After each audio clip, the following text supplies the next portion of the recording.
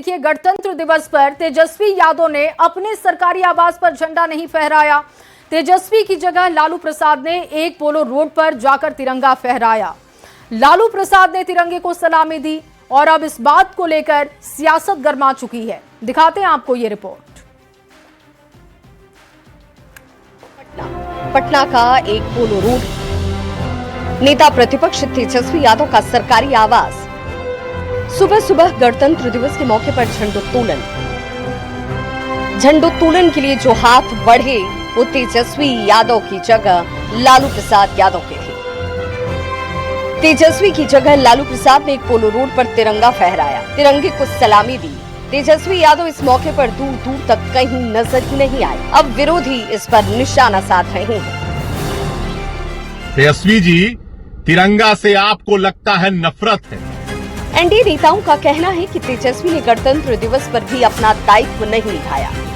सवाल साफ है, तेजस्वी यादव को गणतंत्र दिवस से परहेज है या जिम्मेदारी से कर?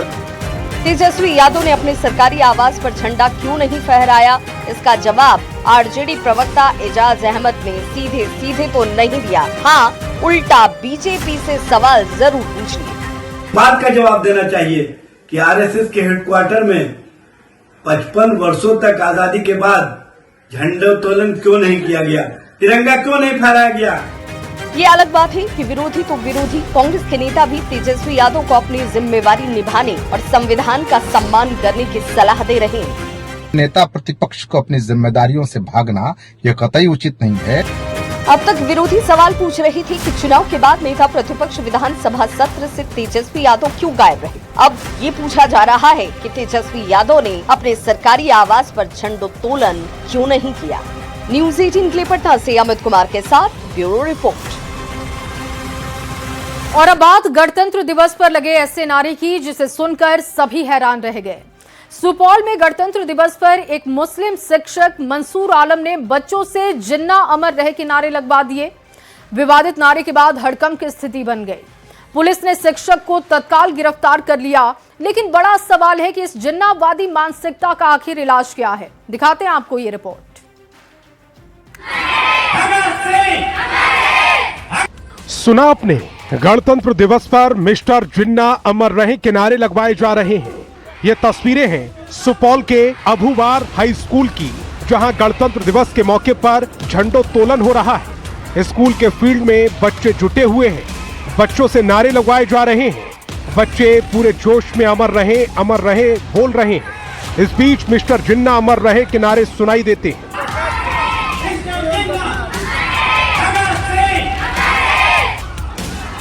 शिक्षक मंसूर आलम को पाकिस्तान के संस्थापक मोहम्मद अली जिन्ना इतने पसंद हैं कि उसने गणतंत्र दिवस पर महात्मा गांधी और भगत सिंह के साथ मिस्टर जिन्ना अमर रहे के नारे लगवा दिए। अब आप भी सुनिए मोहम्मद मंसूर आलम बच्चों को कैसे नारे लगवा रहे हैं।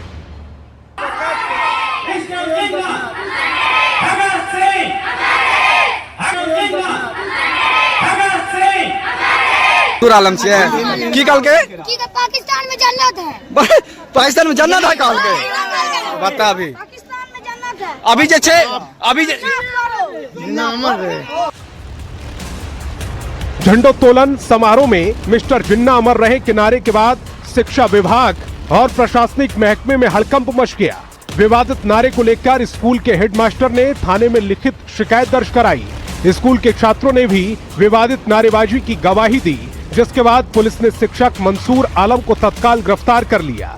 लेकिन गणतंत्र दिवस पर मिस्टर जिन्ना अमर रहे के नारे कई सवाल खड़े कर रहे हैं। मंसूर आलम जैसे शिक्षकों की जिन्नावादी मानसिकता का इलाज क्या है? भारत के गणतंत्र दिवस पर मोहम्मद अली जिन्ना का क्या काम है? न्यूज़ 18 के लिए सुपौल से अमित झा की रिपोर्ट।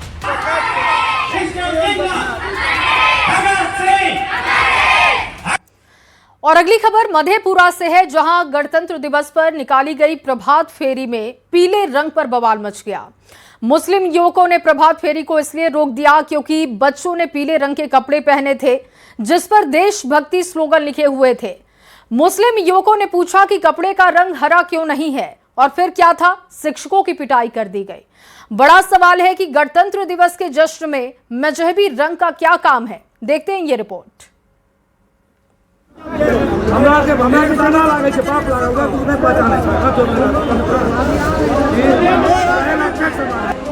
ये तस्वीरें हैं मधेपुरा के मुरलीगंज के भतखोरा गांव की, जहां भारी संख्या में लोग जुटे हुए हैं। एक दूसरे को देख लेने की चेतावनी दी जा रही है। दो समुदायों के बीच जमकर बहस हो रही है। गांव में गणतंत्र दिवस के मौके पर तनाव का माहौल है।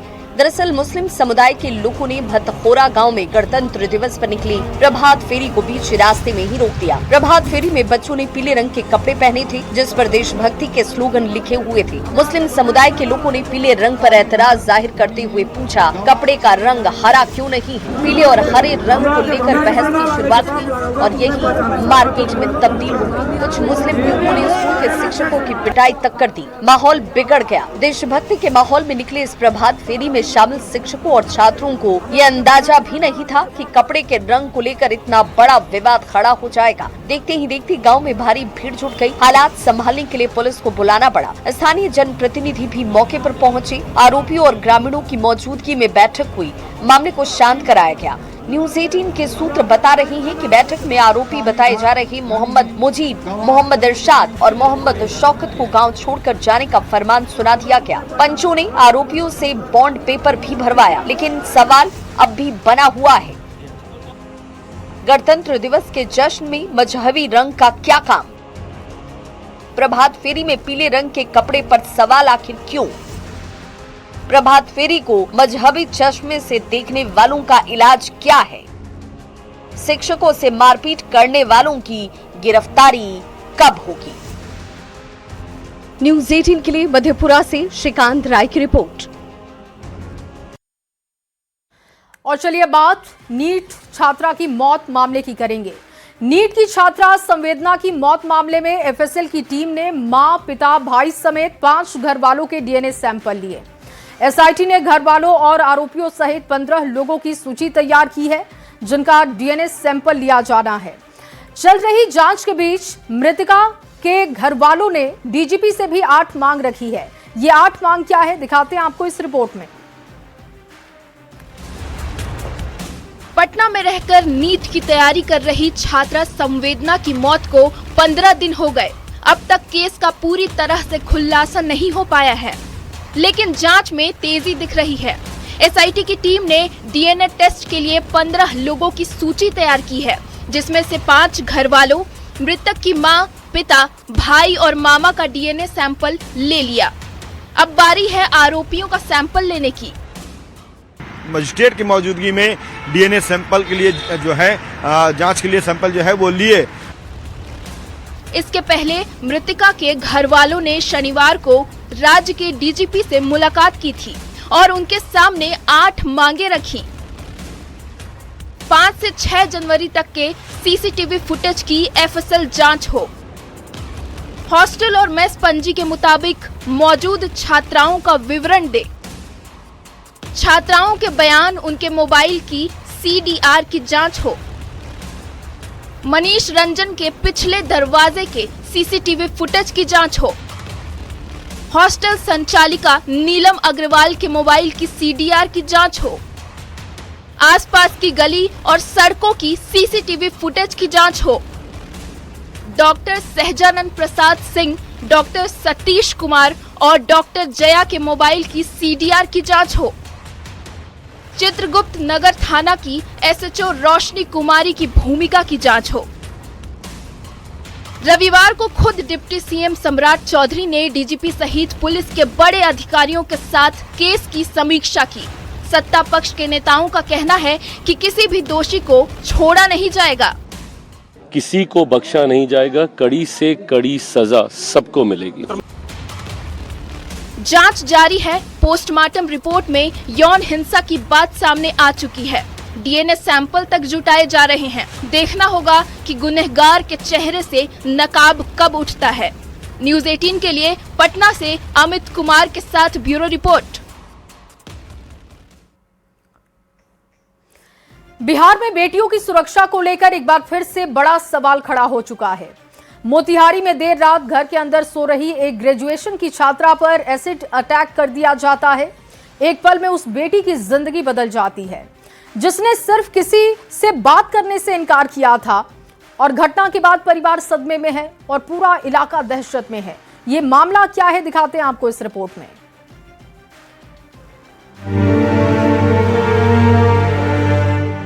मोतिहारी के पताही थाना क्षेत्र से आई ये तस्वीरें सिर्फ एक वारदात नहीं बल्कि एक बेटी के टूटे सपनों की कहानी कहती हैं। रात का वक्त, घर के अंदर मां के साथ चैन की नींद सो रही ग्रेजुएशन की छात्रा अचानक कोई दरवाजा खोलकर अंदर आता है, लाइट बंद करता है और पलक झपकते ही युवती के चेहरे पर तेजाब फेंक देता है। तेज जलन, असहनीय दर्द और एक बेटी की चीख सुनकर मां की आंख खुलती है, लेकिन तब तक हमलावर अंधेरे का फायदा उठाकर फरार हो चुका था। बेटी को तड़पता देख मां घबरा जाती है और बिना किसी को बताए उसे तुरंत मोतिहारी के निजी नर्सिंग होम ले जाती है। डॉक्टर के मुताबिक युवती की हालत गंभीर है, लेकिन फिलहाल स्थिर बनी हुई है। अचानक से दोनों कमरे खोलकर लाइट ऑफ कर फेंक दिया। उसके बाद क्या आपको? जब हम उठे तो मम्मी को उठाया, तो भाई को उठाया तो उधर गया, तब तक गायब था। कौन था उसको नहीं पहचाने? नहीं। उसको पहले से नहीं जानते थे? कितने बजे आपकी घटना है आपका? 11 बजे के करीब। पीड़ित ने अपने ही परिवार से जुड़े एक युवक प्रियांशु पर गंभीर आरोप लगाए हैं। युवती का कहना है कि आरोपी लगातार मैसेज कर जबरन बातचीत का दबाव बना रहा था। जब उसने साफ इनकार किया और दूरी बना ली तो इसी इनकार की सजा उसे एसिड अटैक के रूप में मिली है। मामले की गंभीरता को देखते हुए पुलिस ने तुरंत कार्रवाई शुरू की। पीड़िता के बयान के आधार पर नामजद आरोपी के खिलाफ प्राथमिकी दर्ज करा दी गई। पिता का जब बयान लिया गया तो पता चला कि एक उनके चचेरे मामा हैं जिनका नाम प्रियांशु कुमार है, जिनके द्वारा एक तरफा प्रेम में पिता को परेशान किया जा रहा था, जिसका जिक्र उन्होंने अपने फर्दमान में भी किया है। उनको गिरफ्तार किया गया प्रियांशु कुमार को, और आगे की कार्रवाई हम लोग कर रहे हैं। ये कोई अकेली घटना नहीं है। हाल के दिनों में बिहार में एसिड अटैक की घटनाएं लगातार सामने आ रही हैं। भागलपुर में भी हाल ही में विवाद के बाद पति ने पत्नी पर तेजाब फेंक दिया था, जिसमें महिला गंभीर रूप से झुलस गई और उसे पटना रेफर करना पड़ा। इन घटनाओं ने समाज, कानून और व्यवस्था तीनों की संवेदनशीलता पर बड़ा सवाल खड़ा कर दिया है। सवाल है कि आखिर कब बेटियों को सुरक्षित माहौल मिलेगा। न्यूज़ 18 के लिए मोतिहारी से अवनीश कुमार की रिपोर्ट। और चलिए आगे बढ़ते हुए आपके सामने बड़ी खबर रखते हैं। औरंगाबाद से ये बड़ी खबर, सुरक्षा बलों को सफलता मिली, नक्सलियों के खिलाफ बड़ी कार्रवाई हुई। सर्च ऑपरेशन के दौरान 1 केन आईडी बरामद किया गया, 44 कारतूस, 32 खोखा, 25 मीटर कोडेक्स वायर बरामद किया गया, 29 डेटोनेटर भी बरामद किया गया है, एक प्रेशर मैकेनिज्म और एक बैटरी बरामद किया गया है। बम निरोधक दस्ते ने आईडी को डिफ्यूज कर दिया है। सीआरपीएफ और जिला पुलिस की ये संयुक्त कार्रवाई थी जिसमें बड़ी सफलता मिली है। मदनपुर के गोबरदाहा पहाड़ पर ये एक्शन और कार्रवाई हुई है, जिसकी तस्वीरें हम आपको दिखा रहे हैं। आप देख सकते हैं जो सामान बरामद किया गया है उसकी तस्वीर। ये बड़ी कामयाबी है सुरक्षा बलों के लिए और नक्सलवाद के खात्मे के लिए लगातार ऑपरेशन चलाए जा रहे हैं। नक्सलियों को मुख्य धारा में शामिल कराया जा रहा है और इसके साथ ही ये बड़ी सफलता औरंगाबाद में मिली। और अब सीतामढ़ी से आपको एक बड़ी खबर दिखाते हैं, जहां बीजेपी विधायक वैद्यनाथ प्रसाद के आरोपों को लेकर मिट्टी घोटाले की जांच करने पहुंचे जल संसाधन विभाग के कार्यपालक अभियंता और उसके कई जेई को बंधक बना लिया गया। ग्रामीण और बीजेपी विधायक का आरोप था कि सीतामढ़ी के सुप्पी के जमला में तटबंध मरम्मत के नाम पर अवैध तरीके से करोड़ों रुपए की मिट्टी को काटकर विभागीय अधिकारी और संवेदकों ने बेच दिया है। इस बात की शिकायत बीजेपी विधायक वैद्यनाथ प्रसाद ने सीतामढ़ी के डीएम को भी दी और इसके बाद मौके पर जल संसाधन और सीतामढ़ी के प्रशासनिक अधिकारी जांच को लेकर मौके पर पहुंचे थे, जहां गुस्साए विधायक और ग्रामीणों ने बंधक बना लिया। ये तस्वीरें देखिए, सीतामढ़ी की तस्वीर है। बताया जा रहा था कि यहां पर कुछ शिकायत मिलने के बाद अधिकारी पहुंचे हुए थे, विधायक पहुंचे हुए थे, शिकायत पर पहुंचे थे अधिकारी और कर्मी जिनको बंधक बनाया गया। लोगों में गुस्सा था। गुस्साए विधायक और ग्रामीणों ने बंधक बना लिया था। बाढ़ प्रभावित इलाका है और जल संसाधन विभाग को यह जिम्मेवारी सौंपी गई है कि तटबंधों की बेहतर सुरक्षा करे और सीतामढ़ी जिले वासियों को बाढ़ से बचाव को लेकर सुनिश्चित मार्ग प्रशस्त करे। लेकिन सीतामढ़ी के सुप्पी प्रखंड में जो बागमती नदी पर बने तटबंध का निर्माण हो रहा है, अब उस पर भारी बवाल मच गया है और भाजपा के जो स्थानीय विधायक है बैद्यनाथ प्रसाद, उनका आरोप है कि जल संसाधन विभाग की मिलीभगत से तटबंध के करोड़ों रुपए के जो मिट्टी है उसको काट कर संवेदक बेच दिए हैं। 6 दिनों से रात के अंधेरे में जल संसाधन विभाग के एक संवेदक हैं बांध निर्माण में, उन्होंने जेसीबी मशीन, पोकलन मशीन और हाइबा का इस्तेमाल करके, लोगों का कहना है कि 5000 के आसपास हाइबा यहाँ से मिट्टी निकाल ली गई है। कल जब मैं यहाँ अपने से देखने आया तो मैंने देखा ये पेड़ गवाही दे रहा है कि यहाँ पर किस स्लोप में मिट्टी था और इसके अंदर का सारा मिट्टी निकाल लिया गया है। अगर ये 4000 हाइबा भी गया होगा तो कम से कम 40 से 50 करोड़ रुपए का सरकारी संपत्ति की चोरी हुई है। जल संसाधन विभाग के भी अधिकारी यहाँ पर मौजूद हैं, उनसे बात करते हैं। सर, क्या कहना है? अभी जांच में आया है, क्या नहीं, हम लोग तटबंध के टो साइड से 5.4 मीटर का ट्रेंच बनाकर और उस मिट्टी को हमें बांध कर ही रखना है और उसको उच्चीकरण करना है, फिर उसका ड्रेसिंग करके 2:1 के स्लोप में इसका पूरा कंप्लीट करना है। तो विधायक जी का जो आरोप है, सर का जो आरोप है, मैंने सर से बोला है कि 2 दिन का समय लेके जांच करके और सर को मैं बता दूंगा। और सीतामढ़ी के जिला पदाधिकारी रिची पांडे ने अधिकारियों की एक टीम को जो स्थल है, कार्यस्थल है, वहां पर भेजा है और इस मामले की जांच कराई जा रही है ताकि दूध का दूध और पानी का पानी हो सके। राकेश संजन, न्यूज़ 18, सीतामढ़ी। और चलिए बात राजधानी पटना की करते हैं, जहां तेज रफ्तार का कहर देखने को मिला है। गांधी मैदान थाना क्षेत्र के पीर मोहनिया इलाके में एक अज्ञात तेज रफ्तार गाड़ी ने साइकिल से काम पर जा रहे व्यक्ति को कुचल दिया, जिससे कि उसकी मौके पर जान चली गई। हादसे के शिकार हुए व्यक्ति की पहचान नगर निगम में काम करने वाले कर्मी के रूप में की गई। हादसे के बाद कार चालक वाहन लेकर फरार है। घटना की सूचना मिलते ही गांधी मैदान थाने की पुलिस मौके पर पहुंची। शव को कब्जे में लेकर पोस्टमार्टम के लिए भेजा गया है और बाद में आक्रोशित लोगों को समझाने की भी कोशिश की गई, क्योंकि आक्रोशित लोगों ने शव को सड़क पर रखकर उससे पहले प्रदर्शन किया था। हालांकि भरोसा दिया गया है कार्रवाई करने का, जिसके बाद इस पूरे मामले को शांत कराया गया।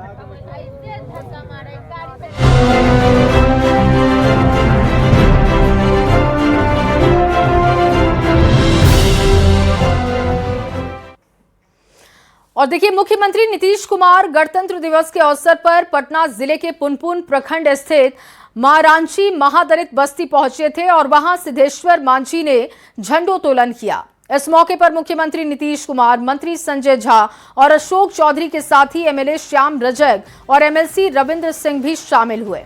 और ये तस्वीरें उसी वक्त की आप देख रहे हैं। सीएम नीतीश भी पहुंचे थे, तमाम मंत्री पहुंचे हुए थे, एमएलसी रविंद्र सिंह भी मौके पर दिखे। मांझी जी के द्वारा और माननीय मुख्यमंत्री महोदय के सानिध्य में झंडोत्तोलन का।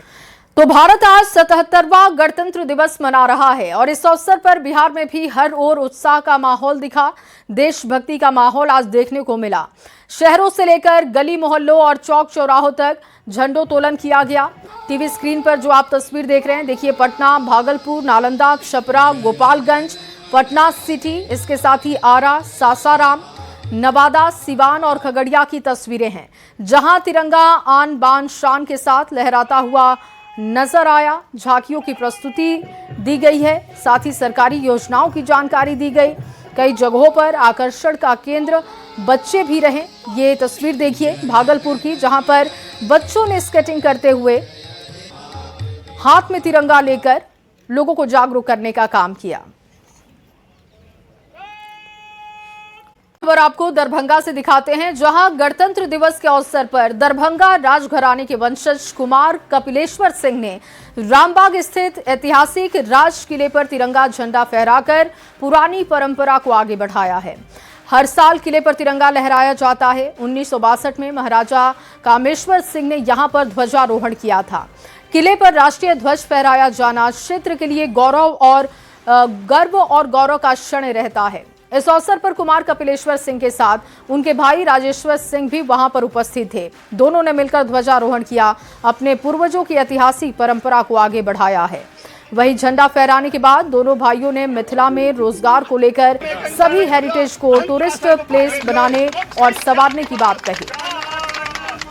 सस्टेन कर लिया है जो भी राजा महाराजे थे, और चूंकि ऑब्वियसली बिना गवर्नमेंट सपोर्ट कुछ नहीं होता है। आपको बेसिक जैसे रोड्स हो, law and order has to be good, और जो बेसिक सुविधाएं उन्होंने दिया, और तो देखिए सबने अपना सस्टेन कर लिया। जो भी हवेली होती थी उनकी, जो भी ठिकाने हैं, जो भी फोर्ट है, सबको उन्होंने 5 स्टार होटल में 3 स्टार 4 स्टार जो भी जिसका है उन्होंने अपना हेरिटेज में कर दिया। रिलीजियस टूरिज्म के बारे में सोच रहे हैं। अब जैसे वो 108 मंदिरों का जब जीर्णोद्धार होगा और वहाँ पे रिलीजियस टूरिज्म के लिए सुविधाएं दी जाएंगी तो बाहर से लोग आएंगे यहाँ पे, और जब भी बाहर से लोग आएंगे तो रोजगार तो मिलेगा यहाँ के लोगों को, और टूरिज्म से बहुत। और वहीं पटना के गांधी मैदान में कई विभागों की झांकियां निकाली गई, जिसमें पर्यटन विभाग की ओर से एक झांकी ने सबका ध्यान खींचा। सीतामढ़ी के पुनौरा धाम में बन रहे मां जानकी मंदिर के मॉडल की झांकी निकाली गई, जो कि देखते ही बन रही थी। होने का गौरव प्राप्त हुआ है। मां जानकी की जन्मभूमि पुनौरा धाम सीतामढ़ी बिहार में स्थित एक महत्वपूर्ण धार्मिक पर्यटक स्थल है। पर्यटन विभाग द्वारा पुनौरा धाम सीतामढ़ी के अंतर्गत जाने वाली गतिविधियों की झांकी इसमें प्रस्तुत। और पटना के गांधी मैदान में कई झांकियां निकाली गई, जिसमें परिवहन विभाग की झांकी को पहला स्थान मिला है, और इसको लेकर महिलाओं में काफी खुशी देखने को मिली। पिंक बस महिलाओं के लिए काफी खास है, क्योंकि इस बात से महिलाएं सुरक्षित महसूस कर रही हैं कि उनके लिए ये बस है, और बस महिलाओं की सुरक्षा को ध्यान में रखते हुए तैयार किया गया है, जिसकी झांकी आज प्रस्तुत की गई। ऐतिहासिक गांधी मैदान में 77वें गणतंत्र दिवस के अवसर पर कई विभागों की झांकियां निकाली गई, जिसमें पहला स्थान परिवहन विभाग की झांकी को मिला है, जिसमें पिंक बस को दिखाया गया कि किस तरीके से पटना की सड़कों पर पिंक बस चलाया जा रहा है। और देखिए ये पिंक बस है, और इस बस को भी झांकी में रखा गया था। इस बस का संचालन महिला ड्राइवर के द्वारा किया जाता है, और साथ ही साथ यह बस विशेष तौर पर महिलाओं के लिए है। इस बस पर सिर्फ यात्रा जो है वो महिलाएं करती हैं, और ये तस्वीर हम दिखा रहे हैं। और ये पहला स्थान भी इस झांकी को मिला है। बस के अंदर की भी हम तस्वीर दिखाएंगे कि किस तरीके से इस बस को पटना की सड़कों पे चलाया गया है, जो सिर्फ और सिर्फ महिलाओं के लिए है। इस पर खास सुविधा भी है, सुरक्षा की भी सुविधा। यदि किसी को कोई दिक्कत है तो इमरजेंसी बेल के साथ साथ तमाम चीजें जो हैं वो इस बस में दी गई हैं। यह बस में कैमरा और बाकी जो सुविधाएं, और देखिए यहाँ पर सैनिटरी नैपकिन वेंडिंग मशीन भी इस बस में लगाया गया है कि यदि महिलाओं को इसकी जरूरत होगी तो यहाँ से वो ले सकती है। तो कुल मिला के कहा जा सकता है कि सरकार ने जो पहल की थी उस पहल के बाद इस बस को यहाँ चलाया जा रहा है। पहला स्थान मिला, इसके लिए तो मैं पूरी अपनी टीम को बहुत ज्यादा थैंक यू बोलना चाहूंगी, और हम लोगों को। और अगली खबर दरभंगा से है, जहां गणतंत्र दिवस के मौके पर दरभंगा में देशभक्ति और राष्ट्र प्रेम का अद्भुत नजारा देखने को मिला, जब 501 फीट लंबे विशाल तिरंगे और भारत माता की भव्य झांकी के साथ तिरंगा पदयात्रा निकाली गई। देखिए इस पदयात्रा का आयोजन दरभंगा तिरंगा मंच की ओर से किया गया, जो कि पिछले कई सालों से गणतंत्र दिवस के अवसर पर लगातार तिरंगा यात्रा का आयोजन कर रहा है। साल की तरह तिरंगा मंच के द्वारा निकाला जाता है, ये भव्य निकाला जाता है, और ये युवाओं को देश के प्रति जागरूक होने के लिए निकाला जा रहा है। और अगली खबर भोजपुर से है, जहां केंद्र सरकार ने गणतंत्र दिवस की पूर्व संध्या पर रविवार को साल 2026 के लिए 131 पद्म पुरस्कारों की घोषणा की, और इसमें 3 हस्तियां बिहार से हैं। भरत सिंह भारती भी शामिल हैं। वहीं पद्मश्री अवार्ड मिलने के बाद पूरे जिले में खुशी की लहर है। लगातार दूसरे साल भोजपुर जिले के रहने वाले भरत सिंह भारती को पद्मश्री अवार्ड मिला है, और इससे पहले 2025 में भीम सिंह भवेश को पद्मश्री सम्मान से सम्मानित किया गया था। भरत सिंह भारती पहले आकाशवाणी दूरदर्शन में लोकगीत गाते थे। 1962 में पटना आकाशवाणी से जुड़े, लगातार आकाशवाणी पटना से अपने गीत के माध्यम से लोगों को मंत्रमुग्ध करते आ रहे हैं। भोजपुर जिला के लिए गर्व की बात है कि पुनः इस वर्ष भी भोजपुर जिला के ही हमारे भरत सिंह भारती जी, जो बहुत ही उच्च स्तर के कलाकार हैं। उन्होंने भोजपुर जिला के लिए और भोजपुरी भाषा के लिए और कला के क्षेत्र में बहुत महत्वपूर्ण योगदान दिया है। भोजपुर जिले के सहार प्रखंड के नोनौर गांव के रहने वाले भरत सिंह भारती को पद्मश्री पुरस्कार देने की घोषणा की गई है। और देखिए, लोक कला के क्षेत्र में एक ये बड़ी हस्ती है जिनको कि पद्मश्री सम्मान से नवाजा गया है। और ग्रामीण परिवेश में पले बढ़े भरत सिंह भारती की अगर बात करें तो लोक कला के क्षेत्र में इनका विशेष योगदान है, उसको लेकर के भारत सरकार के द्वारा पद्मश्री अवार्ड की घोषणा की गई है। कितना खुशी बा सरकार पद्मश्री अवार्ड? बहुत खुशी बा, अनंत खुशी बा जी। ऐसने सम्मान बा कि केकरो हृदय के एकदम प्रफुल्लित कर दी है, वही श्रेणी में हम बानी। जी। लगातार कई वर्ष रुआ बिता देनी लोक कला के क्षेत्र में, लागत रहे कि कभी सम्मान भी मिली है तरह जी, के? जी जी ना, ये तो हम ना सोचले थे, भविष्य के जानता कि का हुई, लेकिन प्रभु की इच्छा के केहू रोक ना सकेला। बहुत बहुत खुशी हो रही, सब जनता का प्रेम है, प्यार है। तो देखिए, जो खुशी है वो साफ तौर पर परिवार के लोगों पर दिख रही है कि किस तरह से भरत सिंह भारती को आज पद्मश्री अवार्ड से विभूषित किया गया है और जिले में काफ़ी खुशी की लहर। आप बताइए कितने खुश हैं?